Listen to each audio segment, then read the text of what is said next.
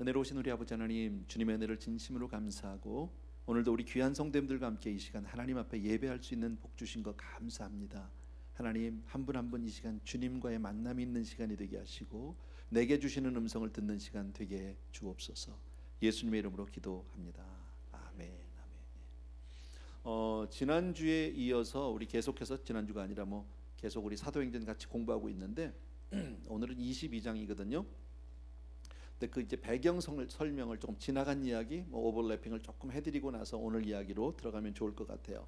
성경 전체를 통해서 보면 우리가 아는 대로 바울 사도는 이방인을 위해서 부르심을 입은 사람입니다. 하나님이 특별히 그를 이방을 위해서 세운 귀한 하나님의 사람인데, 그럼에도 불구하고 바울의 그 마음속 깊은 곳에서는 항상 내 민족, 내 동족에 대한 그런 간절한 마음, 안타까운 마음, 정말 유대인들이 복음을 받아들이지 못하고 믿지 못하는 데 대한 안타까움이 있었다는 것을 우리가 알 수 있습니다. 그래서 그가 가는 곳마다 회당에서 가면 가장 제일 먼저 지역에서 회당을 찾아서 유대인들과 이제 복음을 전하던 이야기 우리 배웠는데, 그동안에 바울은 이제 1차, 2차, 3차 전도 여행을 다 마치고, 그리고 이제 밀레도에서 에베소 교회 장로님들과 마지막 작별, 고별 설교, 기도, 그리고 나서 이제 헤어져서 예루살렘으로 도착을 하게 됩니다.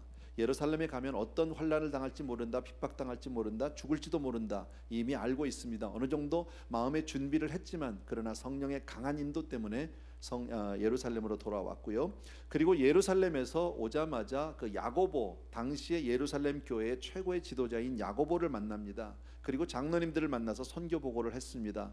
너무 감사하다는 이야기를 들었지만 아울러서 또 우려가 있죠. 그러나 아직 여기 율법주의자들, 율법주의 이 크리스천들, 유대인들이 많이 있다. 그런데 때마침 아시아에서 온 유대인들, 바울을 반대하는 사람들이죠. 율법주의자들이죠. 이 사람들이 그냥 막 선동을 하고 난리를 쳐서 결국은 바울을 잡아서 그들이 폭행을 하고 린치를 하기 시작을 합니다. 그게 이제 지난주 이야기입니다. 그렇게 이제 폭행을 당하는데 막 온 예루살렘 성이 소동을 하니까 때마침 그 이야기를 전해들은 천부장, 얘는 로마 사람이죠. 근데 예루살렘은 당시에 로마의 지배 아래에 있었기 때문에 그런 소동이 일어나면 이제 그 천부장의 책임이니까 천부장이 급하게 달려왔어요. 와 보니까 이미 사도 바울은 거반 거의 맞아 죽기 일보 직전입니다. 죽기가 아니라 수없이 맞았는데 거의 사람이 몸을 가누지 못할 정도로 많이 맞았더라. 그래서 일단 저 사람을 잡아서 영내로, 군대 안으로 데리고 들어가자, 이렇게 된 거죠. 그 들어가는 중간에 층대 가운데서 바울이 이렇게 얘기를 하죠. 내가 좀 한 말씀 드려도 되겠습니까? 그때 천부장이 너 헬라말을 할 줄 아느냐? 너 혹시 그러면 네가 옛날에 그 소요를 일으켰던 그 이집트 사람이냐? 그랬더니 아니라고, 나는 히브리 사람이라고. 네가 무슨 얘기를 하고 싶으냐? 그랬더니 저는 이 사람들의, 이 많은 사람들에게 제가 한마디 해도 되겠느냐고. 그러니까 하라고. 그래서 이제 바울이 히브리 말로 그 많은 무리들, 여태까지 그냥 폭동을 일으켰고 자기를 때렸던 그 유대인들에게 이야기를 하는, 시작하는 대목이 오늘 이야기입니다. 대강 아시겠죠? 기억하시겠죠? 참고로 또 말씀드릴 게 또 있네요. 22장부터 26장까지 꽤 긴 장인데 거기에 바울이 끊임없이 변론하는, 그러니까 변론이 아니라 자기 자신을 변명하는 이야기, 해명하는 이야기가 나옵니다. 일반적으로 변명이나 해명은 어떻게 하는 겁니까? 자기가 살고자 하는 거잖아요, 그죠? 내 입장을 다른 사람에게 설득시키고 나는 그렇지 않다, 내 입장을 지키기 위해서 하는 건데 22장부터 26장까지 내용을 보면 바울은 전혀 그렇게 하지 않습니다. 자기가 살고자 하는 변명이 아니었었다는 것을 우리가 볼 수 있습니다. 저는 이런 생각해봤습니다. 내가 만약에 그 입장이라면, 내가 정말 그렇게 위험을 당한 상태에서 내가 살고자 한다면 어떤 마음, 나는 이랬을 것 같아요. 야고보 책임자를 좀 불러달라고. 왜냐면 야고보는 너무너무 잘하니까 바울을요. 그리고 당대 최고의 그 영적 지도자니까 그분이 오면 어쩌면 소요가 잠잠해질 수도 있거든요. 이렇게 얘기할 수도 있을 것 같고, 또 하나는 아니 이미 이 사건은 예루살렘 총회에서 이미 결정난 사건 아니냐, 이미 다 허락된 사건 아니냐, 근데 왜 나를 이렇게 못 살게 하느냐, 어쩌면 이렇게 따질 수도 있을 것 같고요. 또 하나는 내가 뭘 그렇게 잘못했는지 한번 시시비비를 가려봅시다, 이렇게도 얘기할 수 있을 것 같습니다. 근데 바울은 그런 얘기를 하지 않습니다. 더군다나 바울이 지금 이들을 향해서 얘기하는 그 모습을 우리가 상상해 본다면, 생각해 보십시오. 그 수많은 사람들에게 막 몰매를 맞아서 거의 죽기 일보 직전, 거반 죽게 되었다면 뭐 여기저기 터져서 뭐 피투성이가 나고 뭐 입술은 터지고 뭐 피멍이 들고 옷은 찢기고 머리는 다 헝클어지고 뭐 이런 걸 겁니다. 뭐 옷은 다 쥐어뜯겨서 막 그냥 다 찢어진 채로 있고, 아주 형편없는 몰골로 섰을 거란 말이죠. 근데 그가 이 유대인들에게 복음을 전하고 싶어합니다. 왜? 이제 이들과 헤어지면 다시는 이 사람들을 만날 기회가 없으니까. 이후에 어떻게 됐든지 간에 이 수많은 사람들이 지금 어쨌든 모여 있으니까 이 모여 있는 사람들에게 내가 마지막으로 예수 그리스도를 증거하고 싶다, 이런 마음. 참 이해하기 어려운, 우리 보통 평범한 우리들이 정말 쫓아 살기 어려운 모습. 근데 사도행전을 계속 제가 설교 준비를 하고 공부를 하면서 느끼는 부분은 참 부럽다. 이렇게 한번 살아볼 수 있으면 얼마나 좋을까. 이게 우리 힘으로는 안 되죠, 그죠? 그런 모습들을 봤습니다. 자, 오늘 본문 우리 22장 우리 1절과 2절 두 절을 우리 잠깐 같이 읽겠습니다. 한 목소리로 같이 읽습니다. 시작. 부형들아, 내가 지금 여러분 앞에서 변명하는 말을 들으라. 그들이 그가 히브리 말로 말함을 듣고 더욱 조용한지라. 바울이 얘기하는데 그 생각해 보십시오. 그 막 폭도와 같은 사람들입니다. 지금 이 모인 숫자가 수백 명, 수천 명 잘 모르겠어요. 굉장히 많은 숫자입니다. 어쨌든요. 이렇게 많은 사람들이 막 흥분을 해서 막 사람을 막 때려서 죽이려고 하면 굉장히 흥분하고 막 그 말들이 얼마나 거칠고 시끄럽고 뭐 얼마나 시끄러울지는 우리 가히 짐작할 수 있는데, 그 사람들이 일순간 조용해졌다라는 거죠. 그 바울이 서서 얘기하는데 보통 때 같으면 들어줄 것 같지도 않은데 그렇게 조용해졌다. 저는 참 이상한 일이다 이거는. 여기서 저는 이런 생각을 합니다. 정말 복음이 증거될 때 하나님이 주시는 어떤 영적인 권위가 있다. 거룩한 권능이 함께 하지 않으면 이런 일이 있을 수 없다라고 생각합니다. 그래서 복음을 전하는 곳에 하나님이 함께 해주시는구나, 이런 것. 또 하나, 두 번째는 처음 오늘 시작이 1절에 부형들아 그랬죠. 여러분, 부형들아라는 말을 우리 뭐 자주 쓰지는 않습니다. 우리가 뭐 부형 그러면 학부형이나 생각나는 거 외에는 없는데, 영어 성경을 보면 brothers and fathers예요. 근데 그 부형이라고 부르는 사람들이 누구냐면 그 많은 무리들이 방금 전까지 자기를 때려 죽이려던 사람입니다. 그런데 그들에게 야 이 나쁜 놈들아 혹은 이 왼수들아라고 얘기하지 않고 brothers and fathers, 굉장히 따뜻하다, 그죠? 사랑이 담겨 있다. 이게 복음을 깨달은 사람의 마음일까? 복음을 전하는 사람이 이처럼 영혼에 대한 사랑이 없으면 못한다. 그 사랑이 없으면 여러분 생각해 보세요. 스데반 예수님이 십자가에서 돌아가시면서 저들을 용서해 달라고 할 수 있을까요? 이건 사람의 마음으로는 못하는 거죠. 여러분, 우리가 복음을 전할 때, 우리가 전도를 하게 될 때 정말 이런 하나님의 사랑이 임하게 되길 바라고, 한 영혼이 사랑스럽지 않으면 그에게 복음이 전하되겠습니까? 제가 언젠가 이런 여러분들이 간증을 한 적이 있잖아요. 사실 목양이 힘든 것은 사실 사람이거든요. 설교가 힘든 것이 아니고 뭐 교회 일이 힘든 것이 아닙니다. 사람과의 많은 관계 속에서 그런 어려움들을 당할 때가 많아서 저도 많은 뭐 어려움들도 당해보고 상처도 받아보고, 그래서 이런 기도를 한 적이 있었어요. 하나님, 내가 정말 주님 앞에 받은 사명, 주님이 쓰시니까 그 사명 앞에 내가 죽도록 충성하겠습니다. 그런데 내 이제부터 사람은 사랑 안 할랍니다. 그냥 일만 하겠습니다. 그렇게 기도를 한 적이 있습니다. 제가 주님이 아무 얘기도 안 하셨어요 저한테요. 그런데 그렇게 하고 교회를 임하고 사역을 해봤는데 사역이 안 돼요. 사랑이 없으면 사역이 안 돼요. 그래서 제가 얼마 뒤에 바꿨어요. 주님 잘못했다고, 없던 일 하겠다고. 그냥 매를 맞더라도 뺨을 맞더라도 배신을 당하더라도 사랑할 수밖에 없는 게 그게 사역이더라고요. 보니까요. 전도를 해보면 여러분 잘 아세요. 끊임없이, 예를 들어서 가족 중에 믿지 않는 사람이 있다고 한번 생각해 봅시다. 그죠? 때로는 막 밉죠. 막 이유 없이 예수 믿는 사람을 예수 믿는다는 한 가지 이유로 그걸 싸잡아서 욕을 하기도 하고 핍박을 할 때도 있습니다. 막 예수쟁이가 뭐 이렇게 나가면 사실 할 말이 없거든요. 우리는 그럼에도 불구하고 그 사람을 향해서 기도줄을 놓을 수 없는, 전도를 멈출 수 없는, 그 사람이 돌아올 때까지 우리는 인내하면서 기다릴 수밖에 없는 그 모습 분명히 있죠. 사랑이 없으면 그게 되겠습니까? 아이 마음대로 해라, 그냥 너 뭐 지옥을 가려면 가라. 우리 이러면 전도 못하죠, 사실은요. 이런 모습을 봤어요. 이게 전도자의 모습이다. 저와 여러분에게 이런 은혜가 있으면 좋겠어요. 정말 한 영혼을 사랑하는, 내 주변에 있는 많은 사람들을 다 사랑할 수 있는, 이유에 관계없이, 이해관계에 관계없이, 심지어 이렇게 나를 해하고 나를 때린 사람들조차도 그냥 그리스도의 사랑으로 덮을 수 있는 그런 큰 사랑의 사람이 되기를 주의 이름으로 부탁드립니다. 자, 22절 3절부터 제가 읽을 테니까 이 내용은 사실은 이제부터 3절부터의 내용은 여러분들이 다 아는 내용이에요. 이미 예전에 그 사도행전 9장에 다 나왔던 얘기입니다. 3절부터 제가 읽을게요. 나는 유대인으로, 이제 이 부분이 간증입니다. 지금요.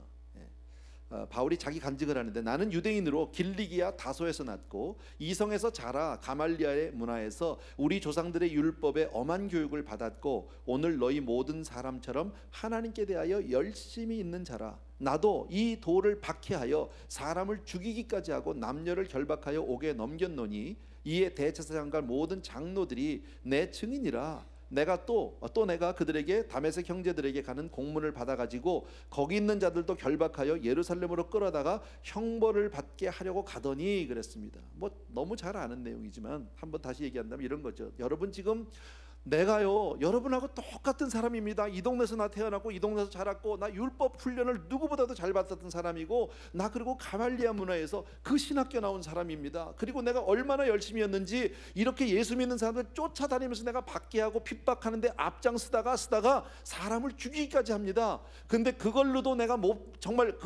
못마땅해서 성이 안 차서 종회에 가서 내가 허락을 받아서 허가증을 가지고 그리고 예수 믿는 사람을 잡으러 막 다메섹까지 가다가 그랬습니다.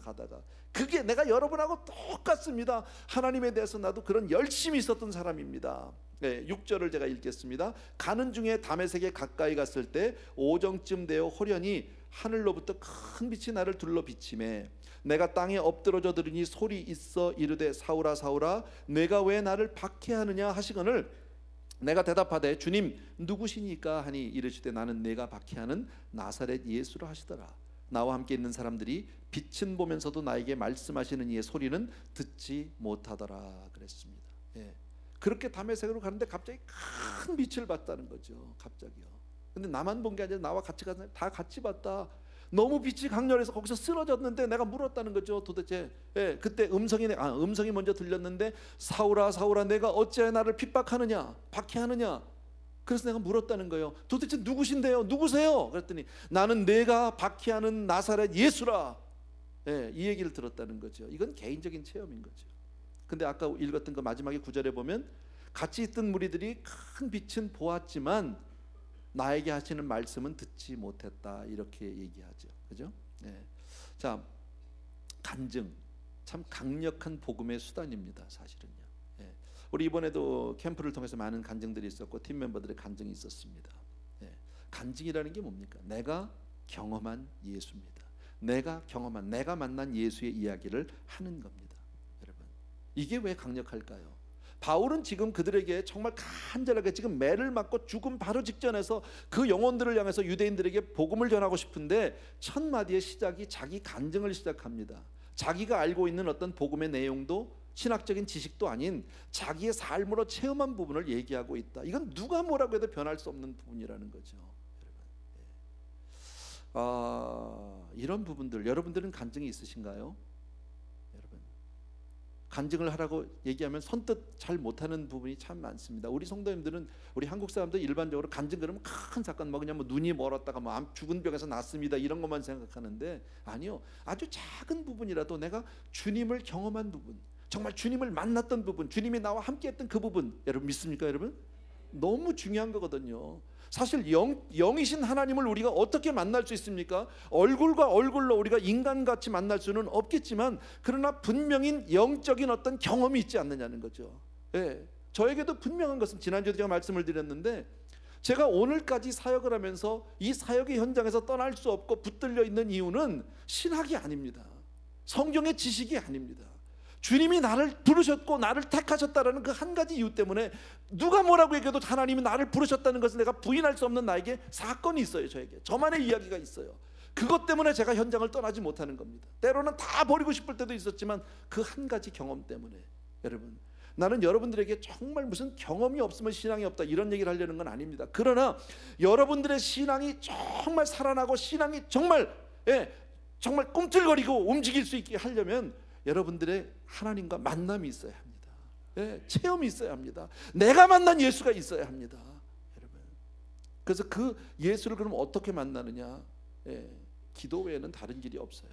주님 앞에 간절함 외에는 다른 길이 없다라는 거예요. 여러분, 바울은 그렇게 매를 맞았는데도 자기가 매 맞은 데 대해서는 한마디도 얘기하지 않고 내가 만난 예수만을 지금 증거하고 있다. 여러분, 여기서 우리는 한 가지 예수 믿는 게 뭔지를 한번 생각해 볼 필요가 있습니다. 물론 오늘 이 이야기는 일반적으로 요즘 예수 믿는 우리의 모습과 바울과는 너무나도 거리가 먼 얘기일 수 있고요. 더더욱이나 초신자들 같으면 정말 감당할 수 없는, 이해할 수 없는 내용일 수도 있지만, 그러나 복음에 그 예수 믿는다는 그 한 가지 사건에는 정말 우리가 생각하지 못했던 놀라운 부분들이 있다라는 거예요. 그게 바로 뭐냐면, 예수 믿는 것은 억울함을 당하고 내가 손해를 보고 핍박을 당하는 것, 이게 아무런 상관이 없다라는 거예요. 관계치 않는다는 거기에 대해서. 여러분 생각해 보십시오. 내가 정말 불이익을 당하고 부당한 대우를 받고 손해를 보고 매를 맞고 죽음을 생명까지 내놓아도 아무 상관이 없다. 그게 스데반이나 예수님이나 순교자들을 통해서 보면 알 수 있어요. 자기의 생명까지도 내걸면서 그래도 주님을 믿고 있다라는 겁니다. 한마디로 얘기하면 신앙이 뭡니까? 정말 예수를 믿는다는 것은, 예수를 믿으면 내가 중요한가 예수님이 중요한가를 생각해 보셔야 합니다. 내가 정말 지금 신앙생활을 하고 있는데 나는 내가 중요한가 아니면 정말 주님이 중요한가? 여러분, 바울은 뭐라고 얘기합니까? 내가 사나 죽으나 내 몸에서 그리스도만 존귀케 될 수 있다면 나는 죽어 없어져도 상관없다. 나는 내 생명을 아끼지 않겠다. 이렇게 얘기합니다. 사나 죽으나 주님만 존귀하게 할 수 있다면 그게 내 삶의 목표다라는 겁니다.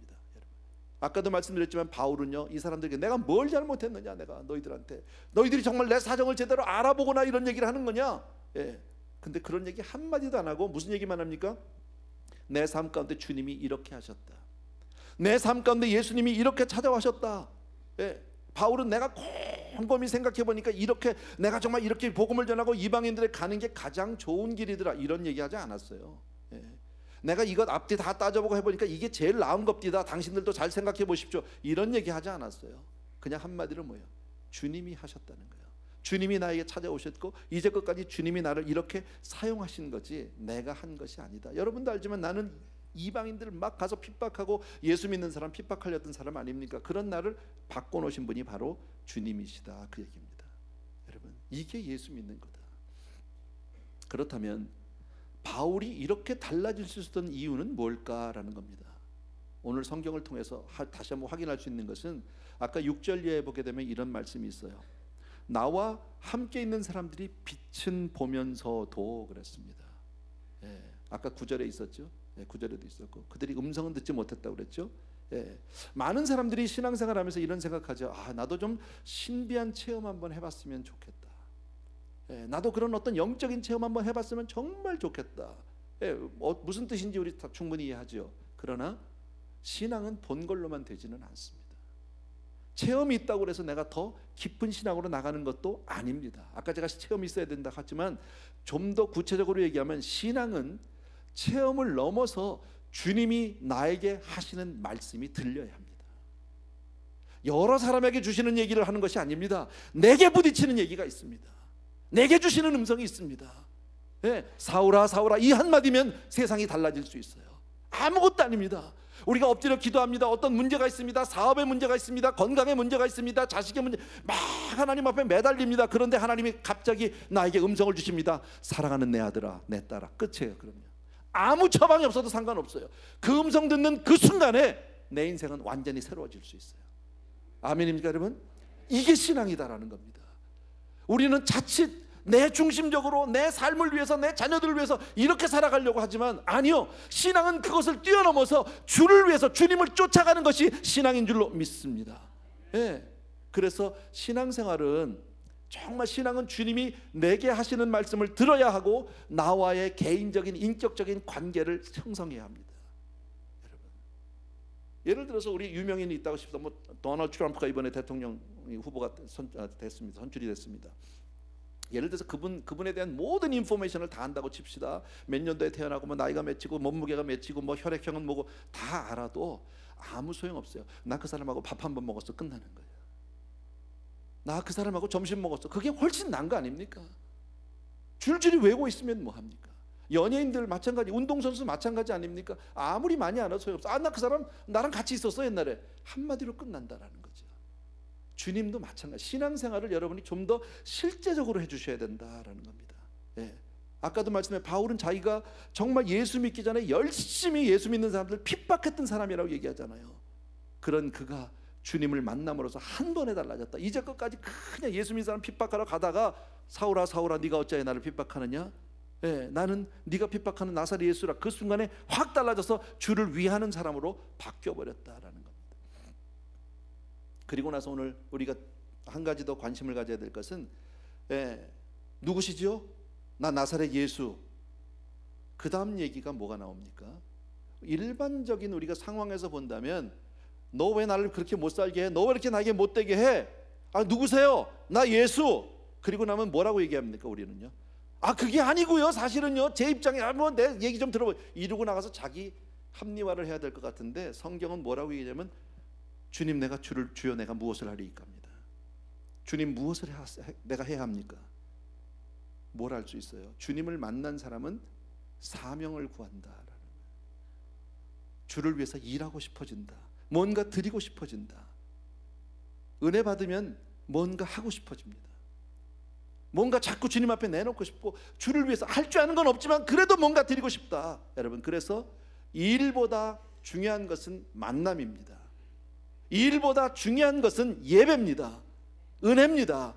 은혜가 없이, 정말 예배가 없이 일을 하게 되면 모든 일한 게 다 내 겁니다. 내 일입니다. 내 자랑입니다. 나의 공로가 되고 맙니다. 내 자랑밖에 안 되고요. 그럼 그 다음에 뭘 기대할까요? 내가 이만큼 일했으니까 내가 이 정도 대우는 받아야 되는 거 아니야? 내가 이만큼 섬겼으니까 목사님이 좀 알아줘야 되는 거 아니야? 이런 생각이 듭니다. 아니면 자기 스스로 대견해 합니다. 내가 해놓고 나서 참 괜찮은 사람이죠. 이건 은혜하고 상관없는 거예요.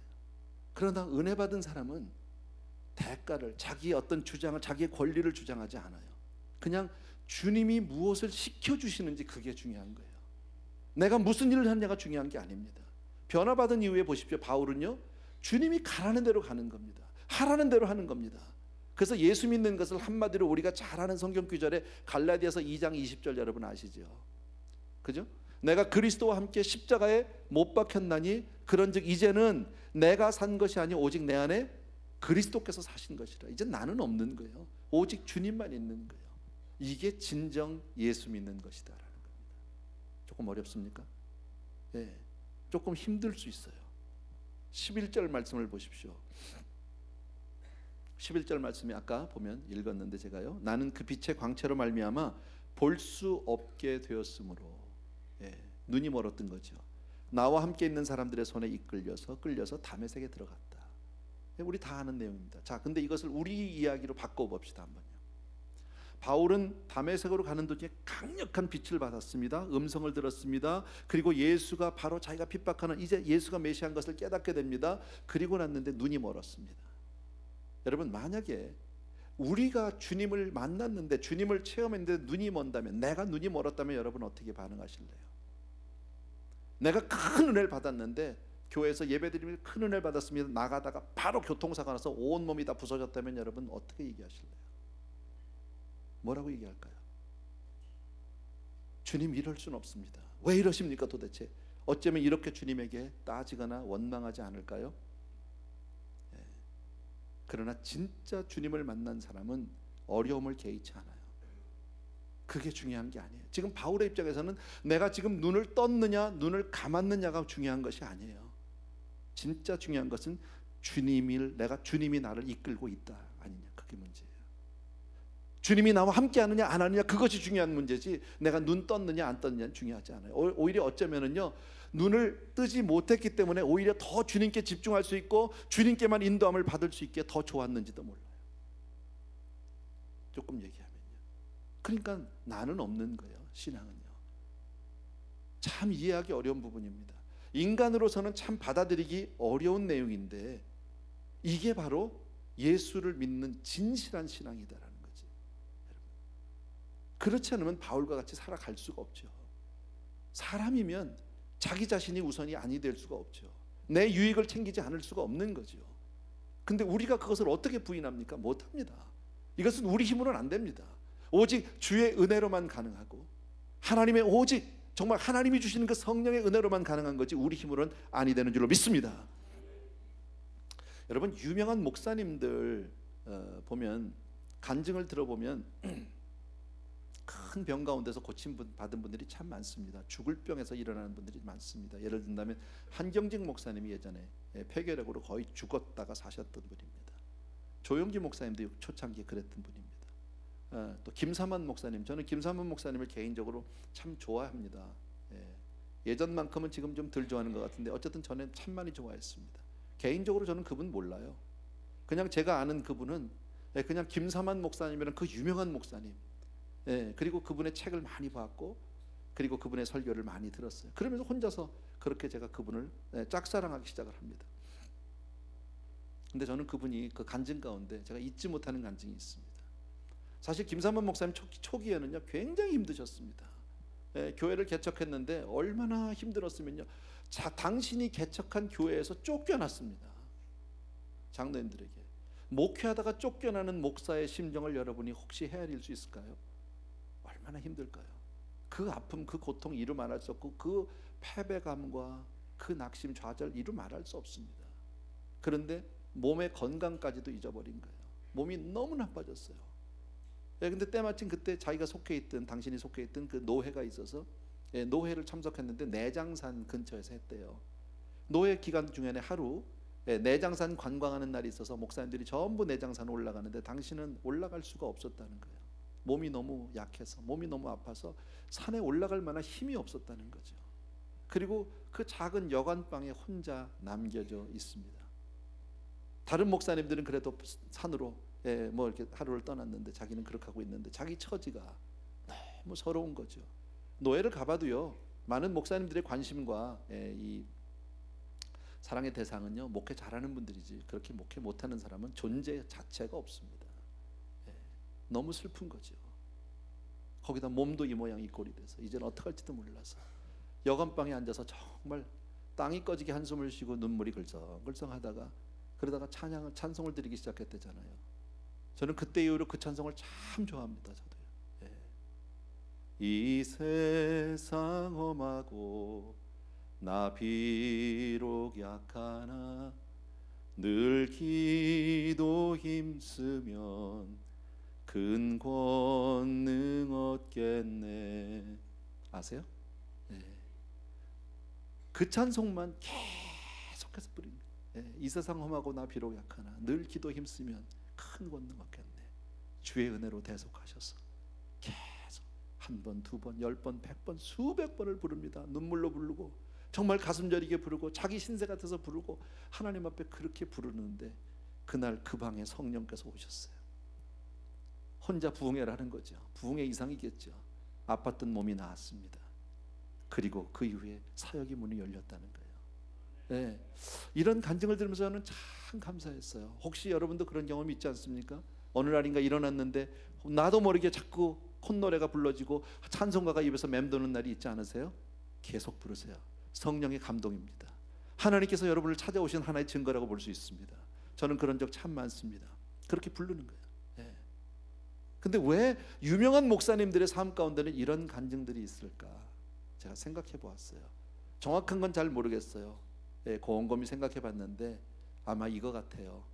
주의 일은 내가 하지 못한다는 것을 깨닫게 하기 위해서. 네가 하는 게 아니야. 내가 쓰는 대로 끌려다니는 거야. 주님이 쓰시겠다는 대로 그저 내 삶을 맡기는 것, 그게 바로 사역이라는 거죠. 그리고 나서 그 큰 일들을 이루어 주신 거죠. 근데 물론 사람이 약해서 좀 유명해지고 좀 크고 나면 좀 사람이 좀 자세가 달라지긴 하지만 그건 아니죠. 어쨌든요. 여러분, 복음은 뭐예요? 신앙은, 우리가 예수 믿는 것은 내가 무엇이 되느냐, 내가 얼마나 대우를 받느냐, 내가 얼마나 잘하느냐, 내가 성공하느냐, 이것이 아니에요. 내가 얼마나 억울하냐, 내가 얼마나 무시를 당하느냐, 손해를 받았느냐, 그것도 중요하지 않아요. 가장 중요한 건 뭐예요? 내가 주님과 함께 하느냐예요. 아멘입니까 여러분? 예, 내가 주님과 함께하는 것보다 더 기쁜, 더 행복은 없는 줄로 믿습니다. 예, 자, 그리고 난 이후에 다메섹으로 갑니다. 다메섹으로 가서 눈을 감은 채로 가서 기도하는 가운데 하나님께서 감동을 주셨고, 또 다른 아나니아에게, 그 성에 있었던 아나니아라는 아주 경건한 성도가 있었는데 그에게 하나님이 감동을 주셔서 바울을 찾아가라고. 그래서 아나니아가 찾아와서 그에게 안수함에 눈에서 비늘 같은 것이 떨어졌다고 사도행전 9장에서 말하고, 그리고 눈을 떴습니다. 그리고 그에게 세례를 받습니다. 그리고 나서 그가 하나님의 뜻을 깨닫게 됩니다.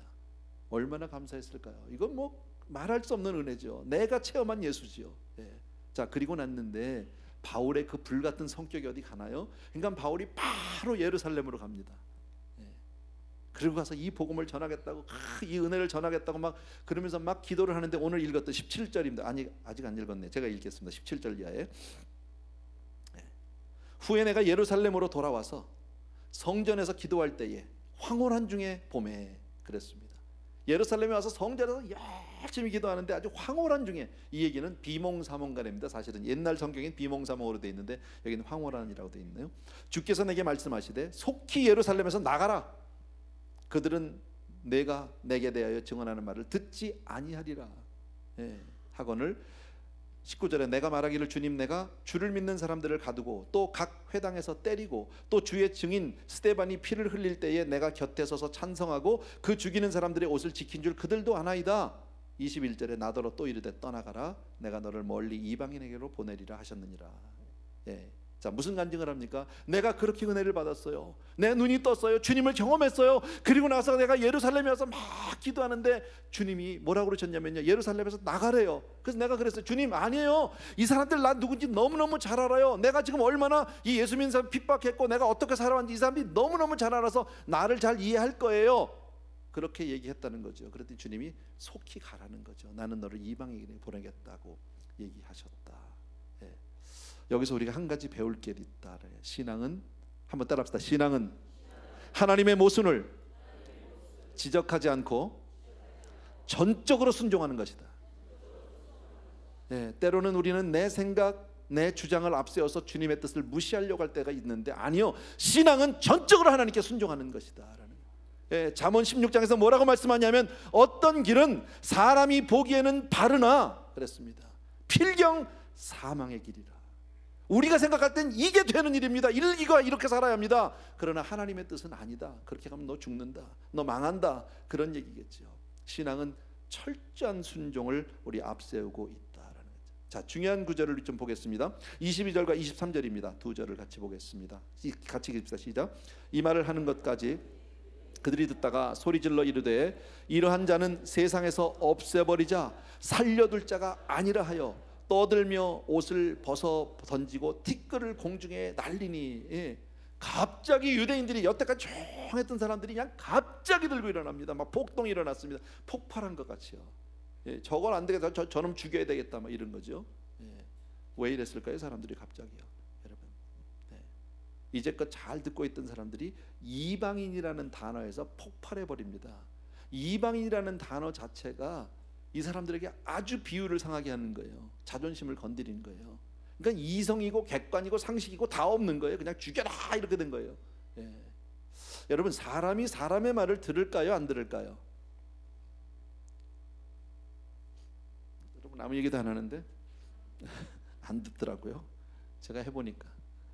예. 저는 항상 이렇게 말을 전하는 입장이고 여러분은 듣는 입장인데도 제가 목양하면서 철저하게 깨달은 게 뭐냐면요, 나는 사람을 변화시킬 능력이 없다라는 거예요. 내 말을 들어주는 사람은 아무도 없더라는 거죠. 언제 듣는 척하느냐? 예, 자기 마음하고 같을 때만. 이해관계가 맞으면, 조금 표현을 좀 심하게 얘기하면요, 예, 사람은 사람이 말 듣지 않아요. 하나님의 음성이 아니면 안 들어요. 보니까요. 동업하는 사람들을 본 적이 참 많이 있어요. 예, 가서 예배도 드리고 기도도 해드립니다. 동업할 때 보면요, 뭐 얼마나 그렇게 가까운지 몰라요.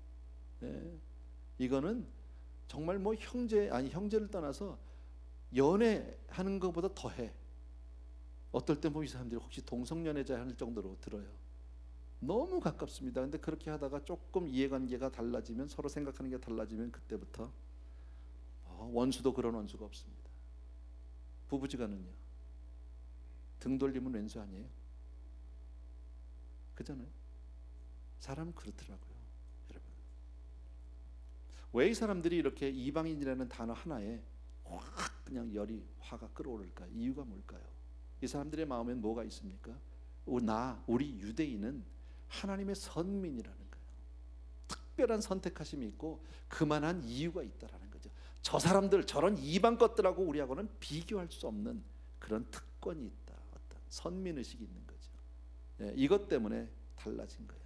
그러니까 바울이 이방인들에게 가서 복음을 전하면서 너희들 율법 다 안 지켜도 된다, 할례 안 받아도 된다, 뭐 이러니까요, 저건 죽여야 되는 거예요. 이미 결론은 나 있어요. 그죠? 이미 죽이기로 결론 났어요. 아까 우리 처음에도 보았지만 지난 그 21장에도 보면 바울을 잡아다가 막 때리고 할 때 이 사람들이 무슨 자초지종을 캐 묻고 이러지 않았어요. 조사를 해보고 그런 게 아니라 그냥 무조건 두드려 패는 겁니다. 이게 군중이고 이게 폭동이죠. 그죠? 저는 이 본문을 보다가 무슨 생각이 들었냐면 고전 연속극 있죠. 예. 거기 보면 이렇게 고신을 하는 장면들이 나오죠. 텔레비 나만 보는 사람 같이 그러지 마시고 그죠? 나는 그 볼 때 이런 생각이 들어요. 참, 저 왜 저렇게 만들었을까 누가? 누구 죄인을 잡아다가 보면 이미 결론은 내렸어. 너는 죽일 놈이야, 나쁜 놈이야. 결론은 내놓고 거기에 동의를 안 하면 주리를 틀라, 그거잖아. 이 사람의 입장은 들으려고 안 하잖아요. 자기가 아무리 얘기해도 그건 안 쳐주잖아요. 그게 드라마에서 나오는 고신, 뭐 옛날에도 그런지는 모르겠는데 마치 그런 모습 같지 않습니까? 그냥 죽이겠다는 거죠. 아무 이유가 없다, 여러분. 자, 이 유대인 입장에서 보게 되면 하나님의 백성이 되려면 그래도 남다른 뭔가가 있어야 되고 하나님이 택할 만한 뭐가 있어야 되는데 그게 바로 뭡니까? 우리에게 주신 율법이요, 할례라는 거예요. 그런데 이방인들이 적어도 우리처럼 하나님을 믿으려면 자기들이 율법은 지키고 할례는 받고 와야 우리가 그 다음에 껴줄지 말지를 생각해야 되는데 율법 할례 다 빼고 그냥 믿는다고 그러니까 이건 말도 안 돼. 말도 안 돼. 그러니까 저놈은 죽여야 돼, 이렇게 된 거거든요. 근데 하나님의 선택이라는 것에 대해서 한번 생각해 보면, 선택이 정말 하나님이 우리가 그렇게 다른 사람보다 우수해서, 다른 사람보다 더 선해서, 다른 사람보다 더 똑똑해서 선택했을까요? 성경은 뭐라고 얘기합니까? 전도에 미련한 것으로 세상에 지혜로운 자들을 부끄럽게 하시겠다라는 거. 어쩌면 가장 못한 것으로, 가장 부족한 것으로, 가장 못난 것을 택해서 하나님이 쓰시는지도 모릅니다. 그래서 성경이 돌들로도 아브라함의 자손을 만들 수 있다고 얘기하는 것이 하나님이 하시면 된다지 내가 잘난 것이 아니다라는 거죠. 성경을 계속해서 여러분 보시면 전체적으로 흐르는 내용이 뭡니까? 우리가 천국 가는 것이 내 힘으로 가는 겁니까? 예수 믿고 가는 겁니까? 예수 믿고 가는 겁니다. 우리 크리스찬들이 예수를 우리가 믿고 하나님의 자녀가 된 것이 세상 사람들보다 더 착하고 똑똑해서 된 겁니까? 주님이 주시는 은혜로 된 겁니까? 은혜로 된 겁니다. 인정하십니까? 네, 이거 잊어버리면 큰일 납니다. 내가 그래도 괜찮은 사람이라 하나님 택했다, 천만의 말씀입니다. 여러분, 우리는 아무것도 아닙니다. 어쩌면 더 못했기 때문에 하나님이 그저 샘플로 들었었는지도 모릅니다. 그게 저예요, 저. 여러분, 우리 에브리데이 교회가 이 밸리 지역에 있기 전까지 우리 교회만큼 이렇게 부흥한 교회가 없었습니다. 그럼 내가 굉장히 잘해서 똑똑해서 실력 있어서 그럼 이만큼 온 거냐? 아무도 아멘 안 하잖아요. 아니거든요. 제가 알죠, 여러분. 여러분에게 이미 다 고백했는데 나는 정말 목사들끼리 만나가지고 어느 신학교 나왔냐고 까는 거 아주 싫습니다. 나도 신학했고요, 나도 대학원도 나왔고요, 안수도 받았고 뭐 강도서 고시 다 봤습니다, 나도요. 근데 어느 학교라고 묻지 말아라. 왜? 내가 나온 학교는 없어졌다. 그런 사람이거든요. 가진 게 없는 사람이에요, 진짜로요. 하나님이 저는 우리 교회를 이렇게 이 지역에 우뚝 세워주신 이유는 저런 것도 내가 쓰면 돼, 그거 보여주신 것 같아요. 내가 하면 된다. 그러려면 하나님이, 여러분 다야 반지 막 금반지 이런 거는요 시꺼먼 천에다가 딱 올려놔야지. 그래야 이게 다야가 더 폼이 나지. 안 그래요? 그거를 다야 반지를 다야 접시에다 갖다 놓으면 폼 납니까 그게? 그잖아요. 금반지를 다야 접시에다가, 다야 접시가 있는지 몰라도 그렇게 놓으면 이게 폼이 나냐고. 안 난다고. 여러분, 주의 은혜를 드러내기 위해서 어쩌면 우리는 더 못할지도 몰라요.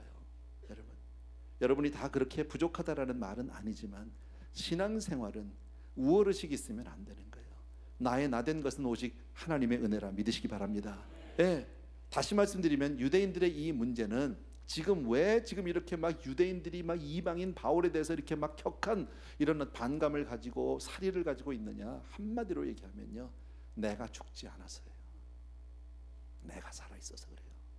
여러분, 신앙은 자기를 부인하고 자기를 십자가에 못 박고 주를 따르는 거예요. 여러분, 이거를 교회 안에서, 신앙 안에서 배우지 못하면 교회 안에서도 계속 불편한 거예요. 나를 알아주지 않는다. 내가 그래도 이런 데 와서 이렇게 내가 대접받을 사람은 아닌데, 내가 저런 사람하고 같이 있을 사람은 아닌데, 내가 저 사람하고 군번이 다른데 뭐 이러고 나간다니까요. 그거 아닙니다.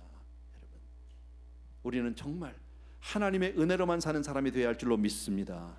네, 조금만 더 할게요. 죄송합니다. 24절부터 조금만 봅시다. 천부장이 바울을 영내로 데려가라 명하고 그들이 무슨 일로 그에 대해 떠드는지 알고자 하여 채찍질하며 신문하라 한데, 가죽줄로 바울을 매니 바울이 곁에 서 있는 백부장더러 이르되 너희가 로마 시민 된 자를 죄도 정하지 아니하고 채찍질할 수 있느냐. 자, 이 내용을 제가 정리를 해드리면 이겁니다. 지금 로마 천부장의 입장에서 이태리 사람인데 바울에게 지금 얘기할 수 있는 기회를 줘서 이야기를 시키고 있는데 갑자기 조용했던 사람들이 한순간 막 폭발하는 거죠. 난리가 난 거죠. 이것도 소요가 나게 생겼거든요. 그러니까 빨리 저놈을 잡아다 갖다 묶어라, 가죽으로.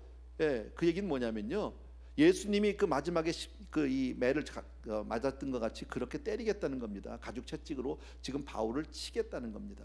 예, 무슨 내용인지 왜냐면 천부장은 알아들을 수가 없는 거예요. 왜? 바울은 히브리어로 얘기했거든요. 혹은 성경학자들의 얘기는 그 당시에 유대인들이 구어체로 쓰던 아람어로 얘기를 했다.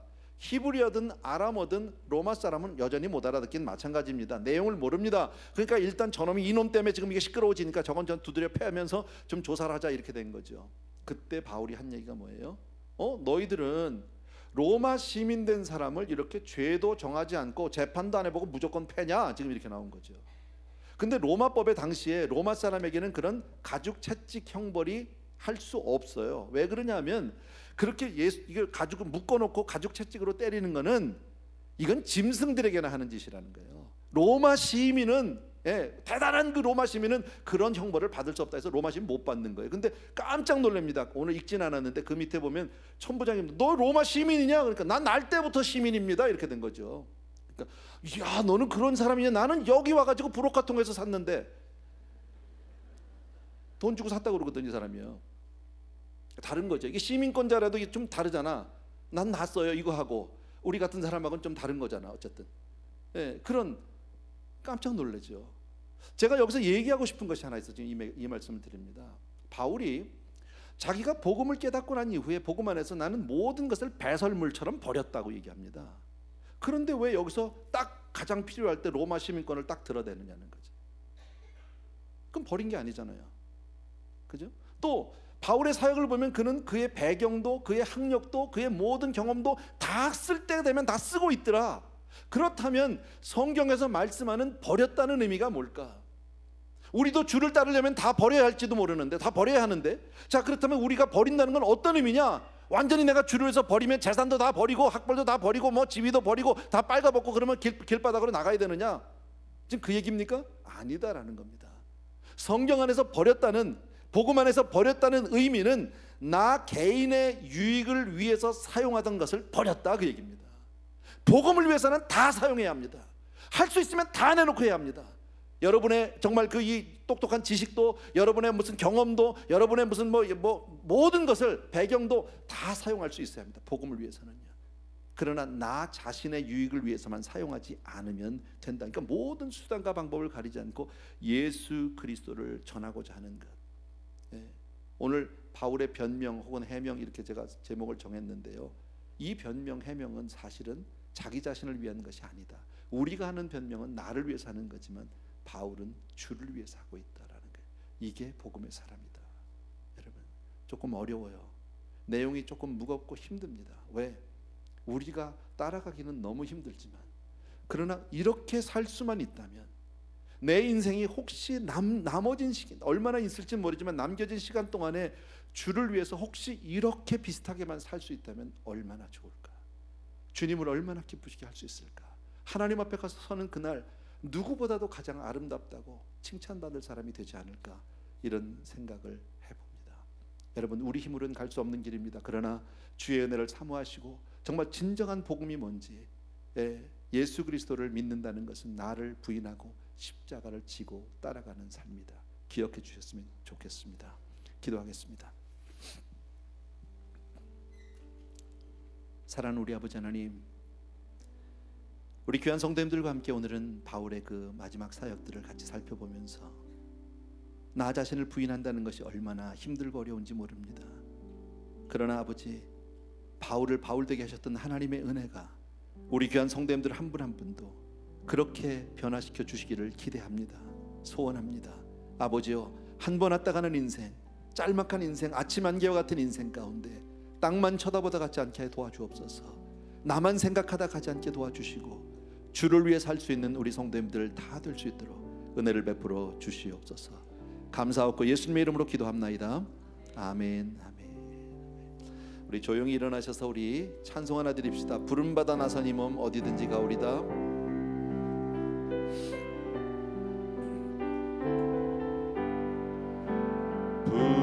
부름받아 나선 이 몸 어디든지 가오리다. 괴로우나 즐거우나 주만 따라가오리니 어느 누가 막으리까. 죽음인들 막으리까. 어느 누가 막으리까. 죽음인들 막으리까. 아골골짝 빈들에도 복음 들고 가오리다. 소돔 같은 거리에도 사랑 안고 찾아가서 종의 몸에 지닌 것도 아낌없이 드리리다. 종의 몸에 지닌 것도 아낌없이 존귀 영광 모든 권세, 존귀 영광 모든 권세 주님 홀로 받으소서. 멸시천대 십자가는 제가 지고 가오리다. 이름 없이 빛도 없이 감사하며 섬기리다. 이름 없이 빛도 없이 감사하며 섬기리다. 아멘. 사랑하는 우리 아버지 하나님, 다시 한번 진심으로 감사를 드리고, 아버지, 세상은 끊임없이 요동하고 끊임없이 아버지 하나님의 주여 정말 화가 있습니다. 그러나 그런 세상 가운데서 우리를 그대로 버려두지 아니하시고 주의 은혜로 오늘 이 자리에 설 수 있는 하나님의 자녀로 불러주신 주의 은혜 진심으로 감사합니다. 짧은 인생 가운데 주를 위해 살 수 있는 은혜 허락하여 주시고 정말 더욱더 주의 은혜로 충만한 우리 성도님들 다 되게 하여 주시옵소서. 예배를 주심을 감사하고 귀한 성도님들이 정말 저마다 정성껏 귀한 예물들을 준비해서 주께로 올려드리는데 이것이 우리의 마음의 고백이고 표현입니다. 주님을 향한 우리의 삶이고 헌신입니다. 주님, 귀한 성도님들 한 분 한 분의 삶을 주께로 올려드리오니 받아 주시옵소서. 이제는 우리 주 예수 그리스도의 은혜와 하나님 아버지의 그 극진하신 그 사랑하심과 성령님의 내주인도 교통 충만하심이 이 자리에 있는 모든 사랑하는 성도님들을 위해 이제로부터 영원토록 함께 계실지어다. 아멘.